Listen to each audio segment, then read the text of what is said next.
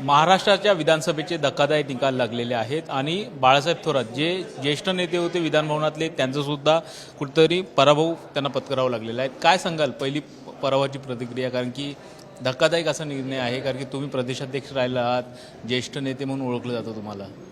नाही, खरं आहे का धक्कादायक तर माझ्याकरताही आहे, आमच्या जनतेकरताही आहे आणि महाराष्ट्रातले सुद्धा आमचे जे काही मित्र आहेत त्यांनाही वाटतं की कुठेतरी चुकी झालं आणि जनतेला सगळ्यांना वाटतं। कारण माझा कनेक्ट जो आहे तो प्रत्येक मतदाराशी कनेक्ट असणारं अशी बांधणी असलेला मतदारसंघ आहे। विकासाच्या कामामध्ये सुद्धा कुठं कमतरता नाही असेल, थोडंफार तर 4-2 गोष्टी कमी जास्त असतात, परंतु चांगलं काम चाललेलं असा मतदारसंघ आहे। असं असताना घडतंच कसं असं वाटणं साहजिक आहे। आपण बघितलं तर कुठं एक पॅटर्न आहे का, कारण की ज्येष्ठ नेते जे आहेत तुमच्यासारखे किंवा प्रदेशाध्यक्ष नाना पटोले हे सुद्धा पिछाडीवर होते, 202 मतांनी ते अवघे आलेले आहेत। पृथ्वीराज चव्हाण यांचा पराभव होतो, अमित देशमुख यांच्या भावाचा पराभव होतो। एकंदर झालं ते संपूर्ण महाराष्ट्रात झालं आणि आपण पाहतो की BJPनं 150 याच्यामध्ये एवढी मोठी संख्या मिळाली। हा स्ट्राईक रेट तर इतिहासात नव्हता असा स्ट्राईक रेट त्याला मिळालेला आहे। कुठंतरी गोलमाल वाटतं नाही, यामध्ये काहीतरी असं वेगळं घडलेलं वाटतंय। जनतासुद्धा संभ्रमित झालेली आहे, सगळे अवाक झालेले आहे। आम्ही तर समजू शकतो, परंतु सत्ताधारी जे निवडून आले ते सुद्धा म्हणतात का कसं मी निवडून आलो, ही परिस्थिती आहे।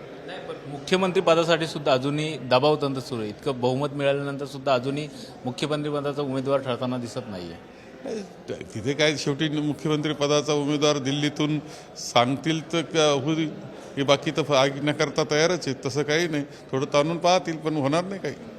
तुमच्या मतदारसंघामध्ये तुमचे जे विरोधक मानले जातात विखे पाटील, त्यांनी खूप शक्ती लावली होती, त्याचा हा परिणाम आहे तुमच्या पराभवाचा? नाही, मला तर सगळ्या महाराष्ट्रात ज्यावेळेस घडतं त्यावेळेस नेमकं तिथेच काही वेगळं कोणाच्या शक्तीनं झालं असं मानण्याचं कारण नाही आहे। ते कुठंतरी गोलमाल आहे असं मात्र जनतेला वाटतं। संपूर्ण महाराष्ट्र झालं ना, संगमेरला झालं असं संपूर्ण महाराष्ट्रामध्ये घडलेलं आहे।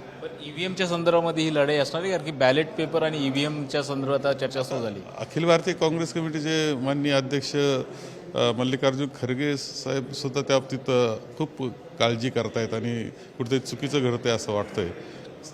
ते सांगतील त्या पद्धतीनं पुढे जाऊ आम्ही। म्हणजे महाराष्ट्राच्या विधानसभेचा निकाल लागला असला तरी सुद्धा कुठेतरी गोलमाल या निकालामध्ये दिसून येतो, अशा पद्धतीचा आरोप या ठिकाणी बाळासाहेब थोरात यांनी केलेला आहे। कॅमेरामन नितीनसह सुनील काळे, साम मराठी, मुंबई। देश विदेशातील प्रत्येक घडामोडींचे लाईव्ह अपडेट मिळवण्यासाठी आता साम टीव्हीच्या सर्व सोशल मीडिया प्लॅटफॉर्मला लाईक, फॉलो आणि सबस्क्राईब करा। तसंच सर्व नोटिफिकेशनसाठी बेल आयकॉन प्रेस करायला विसरू नका।